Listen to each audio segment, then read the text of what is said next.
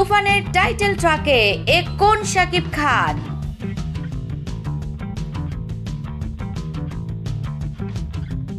রায়হান রাফির সিনেমা মানেই ধামাকা, তবে আলোচনারও কমতি নেই। এবার আলোচনাকে টপকে আনকাট সেন্সর পেয়েছে রায়হান রাফির তুফান। থেমে নেই এর চমক, আসছে একের পর এক।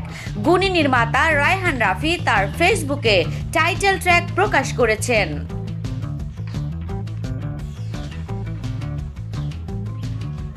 শাকিব খানের তুফান ছবির টাইটেল ট্র্যাকটি দেখে ভক্তদের সিনেমা দেখার আগ্রহ আরও বেড়ে গেছে বহুগুণ। যেমন অ্যাকশন তেমনি থ্রিলার, প্রতি মুহূর্তেই শাকিব খানকে দর্শক আবিষ্কার করেছেন নতুন রূপে।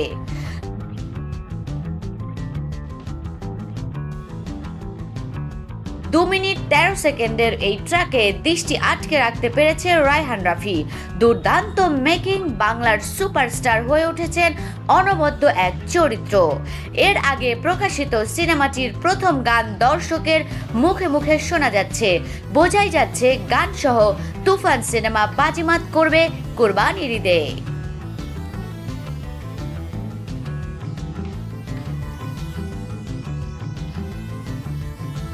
গত 7 মে নেট দুনিয়ায় প্রকাশ করা হয়েছিল 1 মিনিট 22 সেকেন্ডের টিজার।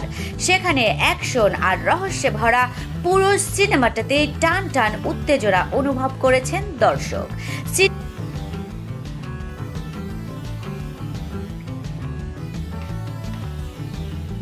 সিনেমাটিতে কেন্দ্রীয় চরিত্রে অভিনয় করেছেন ঢালিউড সুপারস্টার শাকিব খান।